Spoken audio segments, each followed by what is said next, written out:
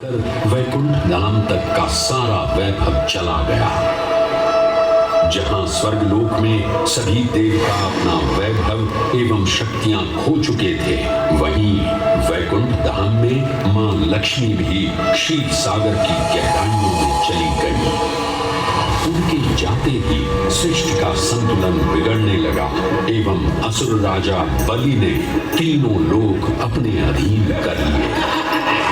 ये सब देखकर सभी देवतागण अपने श्राप के निवारण हेतु भगवान विष्णु की शरण में जा पहुंचे और कहने लगे, हे पालनहार, हे स्वामी, अब आप ही हमें इस श्राप से मुक्त होने का मार्ग बता सकते हैं, अन्यथा हम अपनी शक्तियों से सदैव वंचित ही रहेंगे और युद्ध में कभी भी असुरों का सामना नहीं कर पाएंगे। हे देवराज, ऋषि दुर्वासा के श्राप से सभी देवतागण जीवन मृत्यु के काल चक्र में बंध चुके हैं। इस काल चक्र एवं श्राप से मुक्त होने के लिए अब केवल एक ही मार्ग शेष है और वो है समुद्र मंथन। इस समुद्र मंथन से निकलने वाली रत्न ही आपके खोए हुए यश, वैभव और कीर्ति को पुनः स्थापित करेंगे।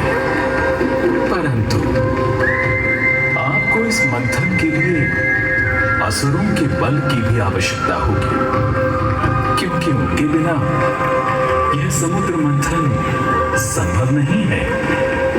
जैसी आपकी आज्ञा प्रभु, हम असुरों के साथ समुद्र मंथन करने के लिए तैयार हैं। देवताओं और असुरों ने एक मत होकर क्षीर सागर का मंथन करना स्वीकार किया। जहां मंदार पर्वत मथनी के रूप में आए, तो वहीं वासुकी नाग को नेति की भूमिका मिली। भगवान विष्णु ने स्वयं कूर्म अवतार धारण कर मंदार पर्वत को उसका आधार प्रदान किया। क्षीर सागर को मथना शुरू किया गया और 14 रत्नों में सबसे पहले पहला फल विष उत्पन्न हुआ।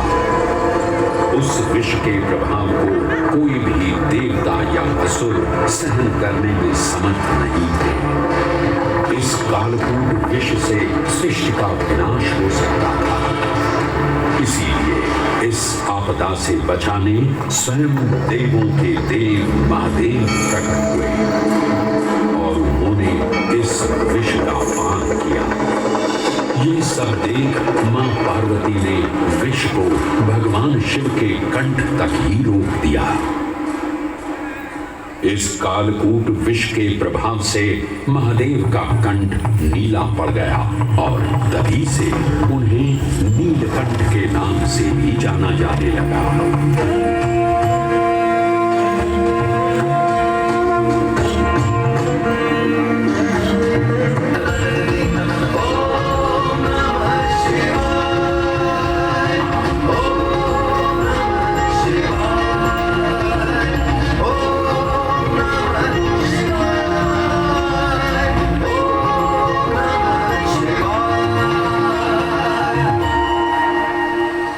के पश्चात समुद्र की गहराइयों से मां लक्ष्मी का आगमन हुआ, जिन्हें भगवान विष्णु ने वरण करके अपनी अर्धांगिनी बना लिया।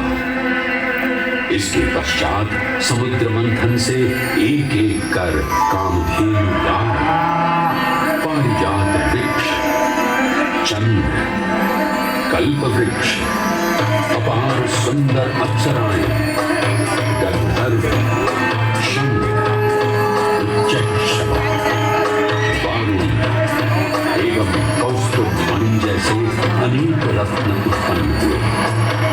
लेकिन सभी को जिस रत्न की सबसे अधिक प्रतीक्षा थी, उस रत्न का निकलना अभी बाकी था।